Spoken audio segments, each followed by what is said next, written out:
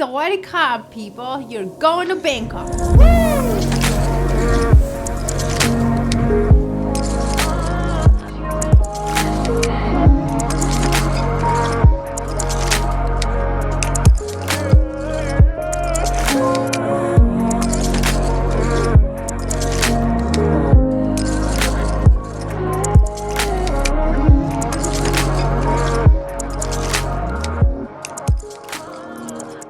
In this guide, we're going to tell you the things that you need to do, you need to bring, where you need to go.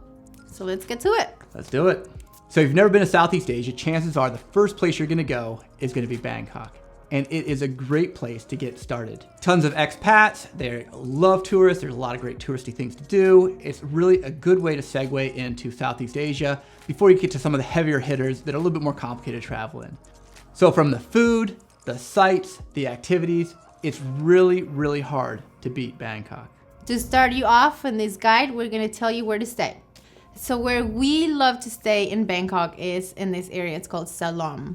And we love it because the river is right there and it takes you to the public transportation to go up and down the river, and there's tons of things to do there too.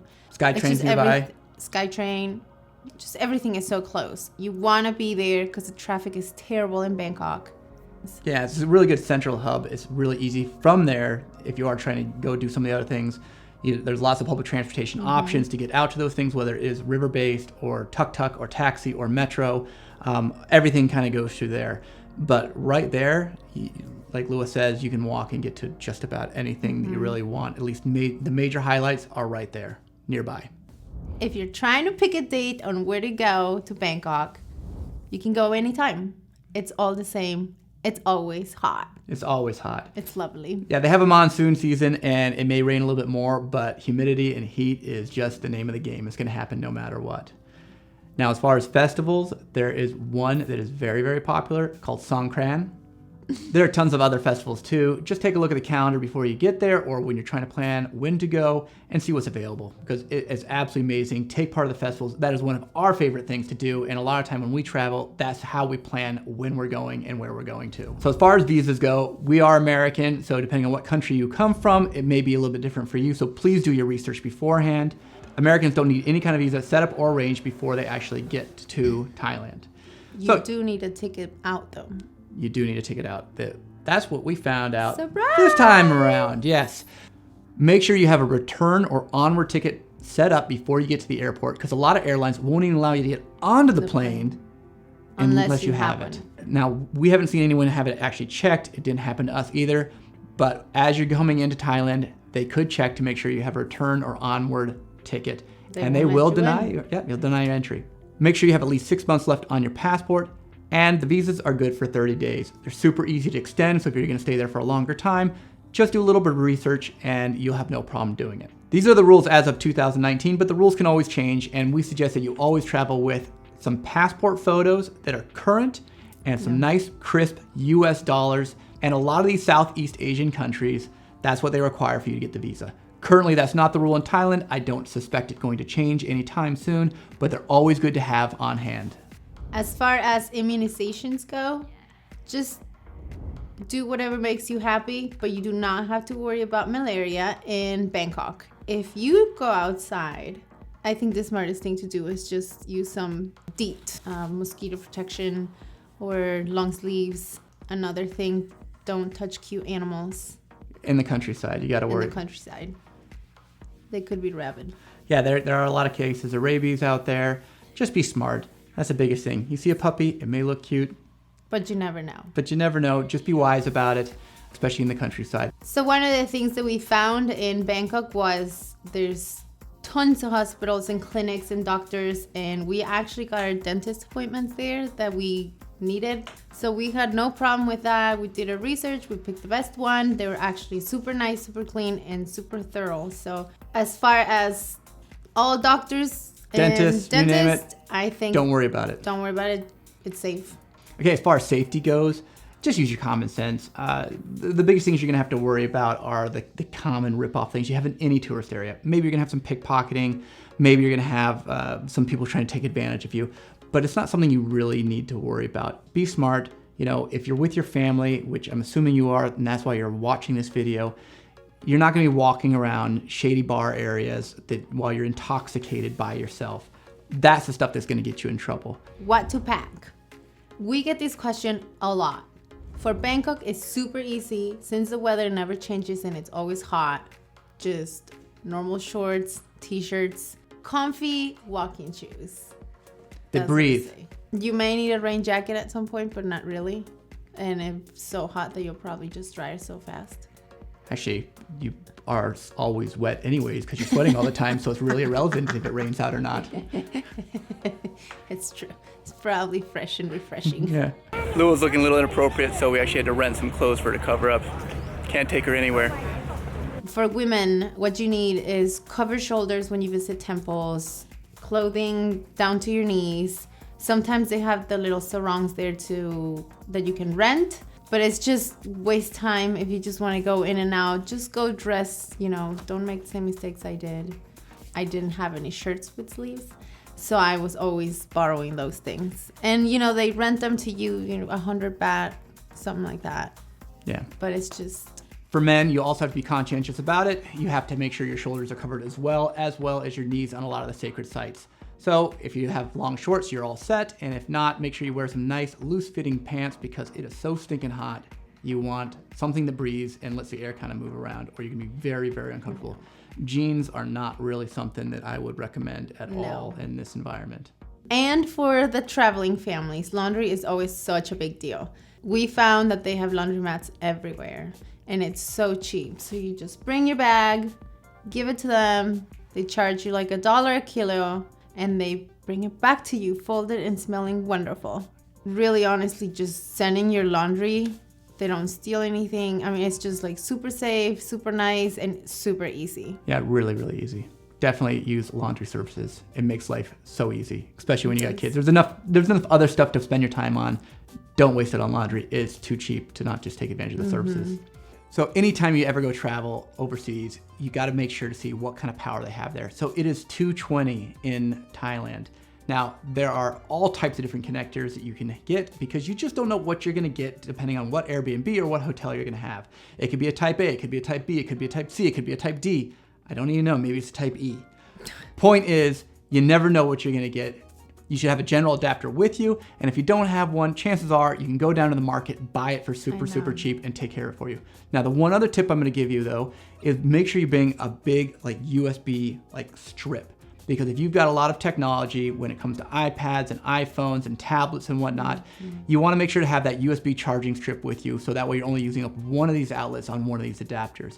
The other thing that comes in handy too is you might even want to bring a power strip with you. If you're using laptops and you're using other stuff that has normal plugs on it, bringing a power strip with you can save you a lot of headache and a lot of time. Other stuff that we found that we needed as we traveled with children, as other moms would agree with me, would be toilet paper is essential. Essential. You must carry a toilet paper roll in your bag at all times because you never know when the kid wants to go and they never have any toilet paper anywhere. They have a bucket you need or like a dish sprayer. No, you don't want to touch that. For women, tampons and maxi pads. You can find the maxi pads everywhere. You cannot find tampons. They're very hard to find. I brought my own thing. Since we were out for 8 months, I brought a buttload of it. So if you don't feel comfortable or don't want to be looking for them, or just, bring a buttload. Just be prepared. Another thing that we found is sunscreen is super expensive. We're like this sunscreen, what do you call that? Family? Well, he is like super... Sunscreen Nazis. We are the sunscreen Nazis. It's so expensive. For the sunscreen, I would recommend you have some other alternatives like sun shirts and hats or sun hats for babies. Sun shirts are awesome. You should get them. If you don't already use them, they're super light now. They're not heavy anymore. They're kind of expensive, but it's worth it. I mean, the amount of money that you're going to spend on the sunscreen, you probably pay it off. And they're super easy. You just throw it in the back. They compress really small into your bag, for your day packs. You don't have to really think about it, and it's nice to have when you need it. We also found that having a recyclable bag for shopping is one of the best things to do. And it's green. It's good for the environment. Go. Go Planet! By your powers combined, I am Captain Planet! Goodness gracious. Thailand is the plastic bag country. They give you bags for everything. Another one, like that bags you have in your, within like, bags within bags. It's true. And it's bagception. They have bags for the tea, for the fruit, for all types of sizes and everything. So if you bring your bag, they might give you a little bit of a, why are you carrying a bag? But you're helping out, and you can just say no bag, thank you, and then Yeah, some of the higher end grocery stores, they have options where they're actually selling the bags to you now. But a lot of the markets, if you go to the market, forget about it. Just bring your bags. Yeah. So as far as internet goes, we were really pleasantly surprised with how good the internet was in Bangkok. It seemed like every place we went to that had internet, it was pretty decent. You really can't complain about it much. Now, if you've got a lot of tablets or iPhones or whatever else that do require internet, you can easily get SIM cards for each one of them, but we found out it was easier just to get one hotspot and get a SIM card in there and get a certain amount of data. The data is cheap. You can buy it just about anywhere. But, get a hotspot. Yeah. Get the hotspot before you leave. You can buy They're hard to find, and they're not good. If you want a better, more durable one, you should probably look at getting one that may be waterproof or water resistant, maybe a little bit more rugged, so you can just throw it in your bag and not really worry about it. Mm-hmm. They are available at different cellular companies, but they can be a little bit more complicated, a little more difficult to find. Plus, the batteries last longer too. If you get a better one, your battery lasts longer. If you get the smaller ones, if you're on a long trip or whatever, you may not have internet for your whole. Yeah, the smaller ones, you're going to get internet for a couple of hours, which may be fine, but if you're using maps heavily or whatever else, or if you, especially, again, multiple devices on there and you've got kids that are plugged in, fortunately ours aren't yet, but we know that there are older kids that are plugged in quite a bit more. You're going to want to have one with a bigger battery in it, for sure. Now, as far as apps go, there are a handful of apps that we really recommend that you get installed on whatever your mobile device is before you get there. Number one is ride sharing. You're going to use it a ton. But in Bangkok, there's one app that you're going to use more than anything else when it comes to ride sharing, and that is Grab for sure. Now, there are other ones out there, and there may be, a little bit here, a little bit there that you can find, but Grab by far. Is a thing. Yeah, Grab was by far the best. And when you're with families, you can change the size of the vehicle, so you can get, 6-passenger vehicles, 8-passenger vehicles. Just make sure you go through it, but it's very similar to the way Uber is set up or any other kind of ride sharing app. If you're used to using one in the US, you're going to have no problem using the one over there. Google Translate is handy. I gotta tell you that really everybody speaks English in Bangkok. It is a very metropolitan city. It's very sophisticated. You're not gonna have a hard time with English, but having Google Translate, especially when you're dealing with the market and you're trying to negotiate or trying to explain something that may be a little bit more complicated, it certainly doesn't hurt. Plus, I always find it so welcoming when you're really trying to speak their language. They kind of embrace you a little more. Oh yeah, you should definitely try to learn some of the words. If you don't learn some of the words, that's part of being a tourist. But we know too. We remember to. We knew more when we were there. We remember to. If you're on a little bit more of a long-term trip, you also want to have something for accommodations. And the two apps that we kind of recommend at least having on your phone would be Agoda, which we use quite a bit, at least in Southeast Asia. It seemed to have the best deals and quite a lot of options on there. And number two, of course, is Airbnb, which we use predominantly for most of our trips. But there were certainly times that the hotels did make more economic sense, or there just wasn't a lot of Airbnbs out there. Now, when we were in Bangkok, we stayed in both hotels and Airbnbs, and we were happy with both of them. There is an Airbnb and a hotel to fit any budget, no matter how much you want to spend or how little you want to spend. We were content on both ends of the spectrum. You just can't really go wrong. Google Maps is another one that you're going to want to make sure to get on your phone. You can actually download the map, so that way if you don't have your Wi-Fi hotspot with you or you're having a hard time with internet, you can at least get a general idea of what's going on. Google Maps is also awesome because it has all the public transportation schedules on there as well. So if you're trying to get from point A to point B, you can just put it in there and it'll tell you exactly where to go, exactly what train to get on, and exactly where to get off. And you don't really have to think. It makes it really mindless, makes it really easy using public transportation. And the last one, and this is super, super, super important for basically any kind of international travel, but especially in Southeast Asia, is get WhatsApp. If you're gonna try to talk to anybody, anyone, whether it be the person you're renting from on Airbnb or whether it be a tuk-tuk driver or anything at all, WhatsApp is what everybody uses. Even if you're trying to call a restaurant, they will have their WhatsApp number on there. If you're trying to buy something from the store, they will have their WhatsApp number on there. Get WhatsApp, put it on your phone, figure out how it works. It's just like Facebook Messenger. It's actually owned by Facebook. It's super easy to use. and it is absolutely essential for communication when you're in Southeast Asia. How to get around in Bangkok is super easy. For the most part, we use the metro. We did use the tuk-tuks, and that was super fun. It can be a little bit congested just because of the traffic, but you have to do it just because it's part of the culture, just because it's part of what to do in Bangkok. Get on a tuk-tuk because they're fun. Yeah, tuk-tuks are absolutely essential. You've got to do it. The other way to get around in Bangkok is the taxis, but you must ask for them to use the meter. You have to. Otherwise, they give you these prices that you're like, you don't know, so you end up paying. So ask for the meter. Usually they say there's no problem. We only encountered a few times, and that was outside the... Very touristic areries are going to have... they're going to give you a hard the time. market. Right. And they were like, no. So we ended up using just SkyTrain. And that was actually better. Sometimes time... It's no difference. It's just the amount of people. Do you want to deal with the people in the metro, or do you just want to get in a taxi and sit there and go? The SkyTrain is going to be faster, but way more expensive for families. Yeah. If you're by yourself, hey, SkyTrain's probably the way to go. But once you start getting 4 or 5 people, you can squeeze into a taxi. It's going to be a lot cheaper, but then time is going to work against you because you're going to have traffic and it's going to be difficult.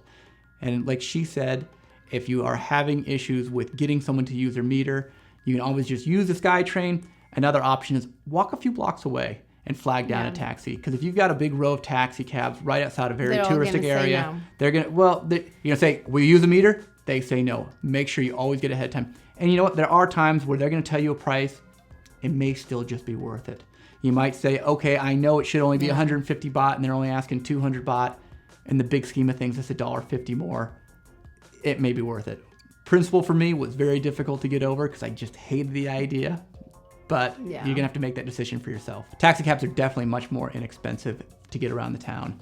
But if you're anywhere near rush hour, I mean, what should take 10 minutes can take an hour and a half. It's insane. For money, what we did is we exclusively used ATMs. And that was the easiest way to get our money. There was no transactions at the banks or anything. No transaction fees. Nothing. Just there was transaction fees on our banks, but not like exchanging money transactions plus the bank transactions plus. So you just go to the ATM, take your money out, and you're gold. Yeah, you were guaranteed to get today's rates. You weren't going to get whatever the rates were that they had left up on the board. You didn't have to worry about anyone ripping you off or making sure the exchange was done improperly. There are options out there depending on who you bank with. Some of them actually will give you full refunds on the transaction fees. For what the fees were. But we never had a problem. Yeah, the fees were so tiny and so small, even with our bank, which is a very, very tiny bank, that we just thought it was worth it. And as long as you're taking out chunks of money at a time, if you're taking out $20, maybe the transaction fee isn't worth it. But if you're taking out enough money to cover you for a couple days, it's just not something you really need to worry about. And it's a lot less stressful than trying to find a good exchange place that is honest and trustworthy. Yeah. As we were eating out, we found that tipping is not expected. If you round up, it's welcomed. And some of the restaurants have the services included. So just check on your bill before you pay. Yeah, see if there's a service charge. If there is, you're already taken care of. So and the easiest thing is just round up. You don't need to feel bad. Yeah, it's not expected. And honestly, the best places to eat are street food places where you're not going to be paying any kind of service charges anyways. The street food is absolutely fabulous. Food there is amazing. If you've got a picky eater, you don't really need to worry about it because it's got plenty of Western cuisine all over the place. But you're going to pay for it. That's the big thing. So if you want to have cheese or dairy or anything like that, they have it, but you're going to pay for it. Super expensive. Yeah, it's not something that they have in the regular diet. But the rest of the food is so spectacular, you got to go out and try it. If there's one dish you can have in Bangkok, it's the one dish that most people have heard about when it comes to Thailand cuisine, and that's pad thai. Now, there's a couple places that are really, really highly ranked, and the favorite place that we went to on a very regular basis, so much so that it was almost embarrassing, was Bon Pad Thai. So good. So good. Now, there's 2 of them. One person, I think they hijacked the name to try to get people to go to them on Google Maps, so be careful with that. It's actually the one that's near the Shangri-La Hotel. If it's not near the Shangri-La Hotel, it is the wrong one. That's not the one you want. So if you're trying to get there, the easiest way is either A, take the Sky Train to right next to the Shangri-La Hotel, or take a cab and just tell them to bring you to the Shangri-La Hotel, and you can walk. It's only half a block away, and you can get right to it. Yeah. But Bon Pad Thai is absolutely amazing. Very, very good. Is it a little bit expensive for what you can get on the street everywhere else? Yes. A little bit, but But the presentation is great, the portions are great, and the food is fantastic. Now, of course, there's street food everywhere. The street food in the markets, the street food just walking down the streets during the day. Give it a shot. We ate it. The kids ate it. None of us got sick. We were all okay with it. Everything's pretty well cooked to death, but still be smart. Don't be silly. If this thing looks like it's been sitting there and it's been lukewarm for a while and it smells toxic, it might be toxic. But if it's sitting on top of a grill and it's cooking right there in front of you and you see a lot of people around there eating, hey. As long as the food is moving, you should be okay. Right. The real key to street food is if they're turning over the food quickly and you see a queue and it's constantly being cooked and constantly moving, you're good to go. Good. Now there's one other dish you got to make sure you try, and it's actually a dessert dish, which Lua could not ever pass up anytime we went there.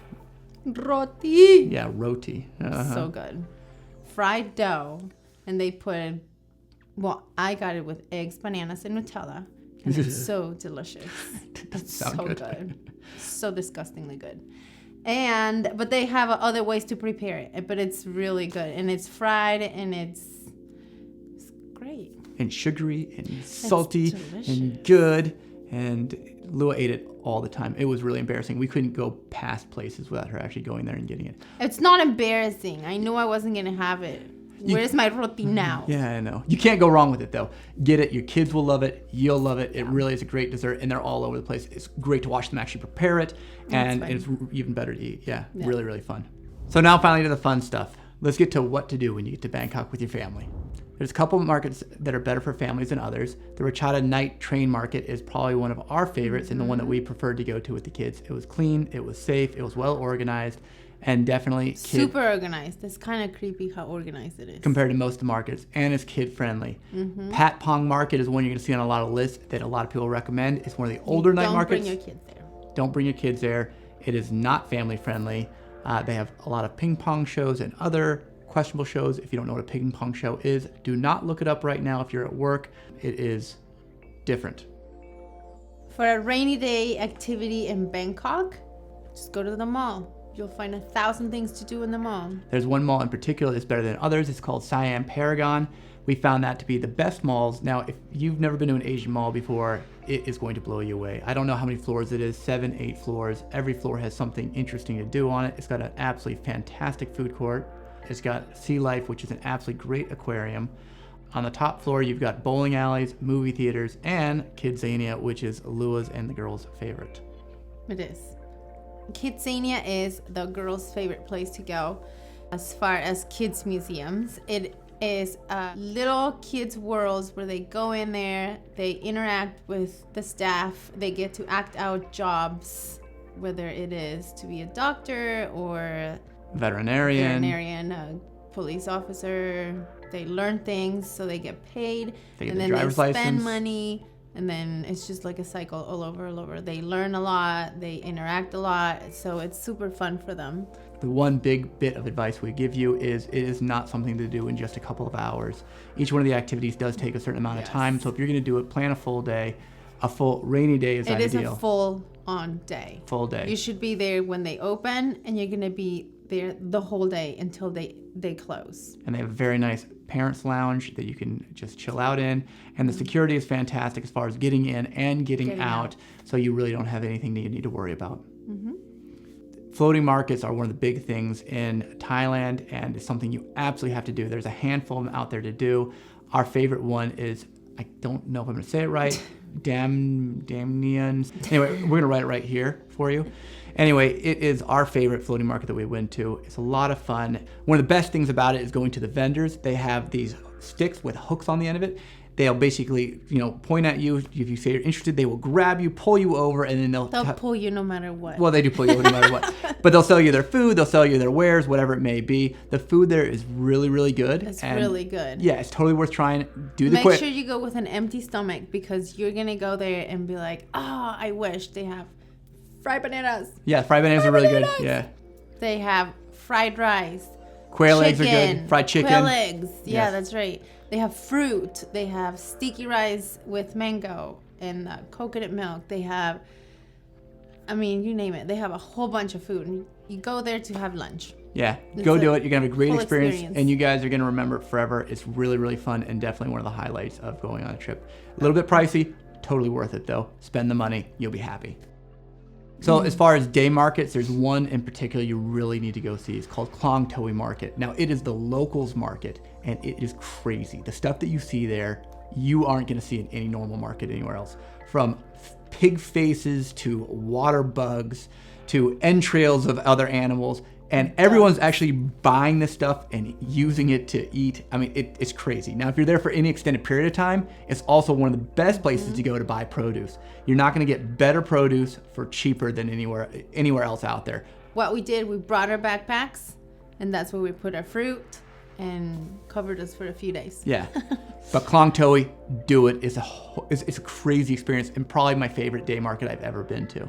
Now, the other one, it is awesome as well, especially if you're trying to get stuff like knickknacks and stuff to bring back to people back home, is Chattachak Weekend Market, which I'll let Lua take care of because, I mean, That I basically one is followed her around aimlessly and carried so bags. Fun. Yes. Oh, come on. It's so fun.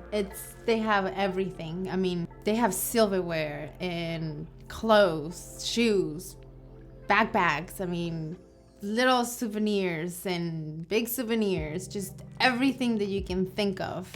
It's there, and it's so cheap. They have a place for you to get massages. Oh, everything's kind of outside. It is an outdoor flea market. It is actually, I think, the biggest flea market in the world. Yeah. And it is only on the weekends. It is so fun. Yeah, you're fun. absolutely gonna love it. You get there by taking the SkyTrain to Mo Chit is the station that you get off on, and that is the easiest way to get in and out of there. Again, you can try to take the cabs, but they can be a little bit difficult to That's deal where we with. found the cabs to be very difficult using the meters. So either you want to take the SkyTrain, which is kind of expensive, or you can just walk farther out and try to find a cab. It's expensive based on how many people you have. If it's 3, probably not so bad. 4, 5, 6, then you're starting to say, hey, the cab is much, A lot much of people cheaper. take the SkyTrain though. One of the experiences we picked with the girls was to take a cooking class. It was super incredibly fun. The people were so attentive to them, to their needs, and we got to cook our stuff. They got to cook their stuff. We were all happy with the results of our cooking experience. It was just so fun. It was funny. They gave us tips. They gave us, like how to use things, even though we probably won't cook that way here. But it was just super amazing. We had a lot of fun as a family. And the other thing that was really good is for the kids. Like, our kids aren't particularly picky anymore, but if you have a little bit pickier eaters, it gives them really a chance to see like what goes into the food, and there's a lot of trying, and they get the chance to say, hey, this is really good, and kind of just give them a chance to try out Thai cuisine. And it was great. And you can also control how spicy it is, control, how sweet it is. It's a lot of fun, really good, and a great way to segue into Thai cuisine for the family and for the kids, for sure. Yeah. Now, as far as temples go, there are temples absolutely everywhere. Every corner, there are temples. They're amazing. They're just something that we don't see in Western civilization at all. So, I mean, you are just going to be blown away by it. Now, a couple of them that you have to go to for sure is Wat Po. Now, Wat Po is where they have the reclining Buddha. World famous, super cool, lots of fun. Make sure you make it to there. Now, when you're over there, you're also right next to the Grand Palace. So make sure you go into the Grand Palace. What we did is we actually got a tour guide there at the gate. It was worthwhile to us. He really did a great job breaking it down and making it a little bit more simple and interesting for our kids. Very affordable and definitely worthwhile to us. Yeah. Inside the Grand Palace, you'll also see the Temple of the Emerald Buddha, which is one of the things you got to go see. Now get your telephoto zooms on, because the Emerald Buddha it may be huge when it comes to Emerald Buddhas, but it's still really, really, really tiny. And you can't go in to see it. You have to stand back. Well, you can go in to see it. You can't get in there get and take a photo. Another temple that you absolutely have to see is Wat Arun. Best way to get there is by the boats. So you actually can take the boat over to Wat Arun, hike up it, walk around it, and then go up and down the river on a cruise. It's really, really fun. It's the way to do it. The kids are gonna have a great time. And while you're out there, make sure you ask the boat driver to take you where you can actually feed some fish. It's such a riot. Yeah, it's a lot of fun. So you can get a big loaf of bread and just feed the fish. The water will just be boiling over with all these fish. The kids love it. It's a lot of fun. Just make sure you remember that when you take the boat to go to Wat Arun. When you take the boat trip to go to Waterroon, make sure you negotiate heavily on the price. They are going to they're going to start at an astronomical level when you first get there. None of the prices are written down. And when we got there and what they asked to what we paid was probably about 20% of what the first asking price is. Get used to doing the 2-block walk. This is just the way the game is. But it is definitely worth it because it was very expensive on the first price. And by the time we left, we still probably paid more than we needed to. But at least we didn't feel like we were being completely ripped off. But you get lots of cool shots from it, and it's just a great experience. Yeah, a lot of fun, for sure. So one of the best day trips that we found when you're in Bangkok is to go to Ayutthaya. Now, Ayutthaya is a huge complex of temples. It is awesome. And this is also where the famous Buddha head wrapped in the tree roots are. It may take you all day to find it, but it's worth it. It's super, super cool. And the temple complexes, I mean, they are amazing. They are just, there's so many of them. I mean, you could spend days up there. I think you can do it in a day. Any more than that, and it might be a little bit too much. But it was absolutely awesome. And the complex of temples, outside of Cambodia, I don't think there is a bigger complex of temples. I could be wrong, but it's amazing. Really amazing. Know. Yeah, let us know if we're wrong. Because if we are wrong, I want to go there because I haven't been there yet. But to us, it's the biggest complex of temples we've ever seen outside of Cambodia. It's amazing. Yep. Absolutely amazing. Another thing we did was the house of Jim Thompson, and that was super fun. He's actually an expat, and he went back to Thailand and started working with the silk trade. He brought it back, and then he made a business out of it. And nowadays, they have you go into his house, which is actually a museum. And these homes were brought from the outside, so you have these little homes. Yeah, from the countryside. There are these little teeny things that are like on stilts. It's super cool. Yes, and he has like a whole bunch of memorabilia. Well, he's an artist, so I mean, it's filled with his cool. own private collection of art. I mean, it's so cool. And so now they have the stores, and obviously they sell silk and other goods, but it's just so fun to see how the kids interact with the whole story, and they show them how silk is made and how this whole thing came about. No, it's a great experience, very educational. The kids loved it, and I thought it was really a fun way to spend a day. Yeah, it was a right balance of education and very, very fun. Definitely do the Jim Thompson House. Definitely. So if you found this guide helpful, make sure you give us a thumbs up. Let us know in the comments below. And you know what? If we missed anything and you are a local and you go, man, when we went to Bangkok, this was amazing, put it down below so other people can see it so you can help them out. That'd be really helpful. Also, if you have other questions that you wish that we answered and we didn't touch on them, so just put them down here below. We'll try to get to them, and we will add them to the other guides that we're planning on doing. We do have other guides coming for all the other countries that we've gone to. So make sure you subscribe below so you know when they actually happen, and you'll be the first one to get them. Ring the bell. Ring the bell. We hope this guide was helpful to you, and we hope you have an amazing time in Bangkok. It's one of our favorite places in the whole world. So we hope you enjoy it as much as we do. Oh yeah, you're gonna have a great time. And as always, safe travels. Safe travels.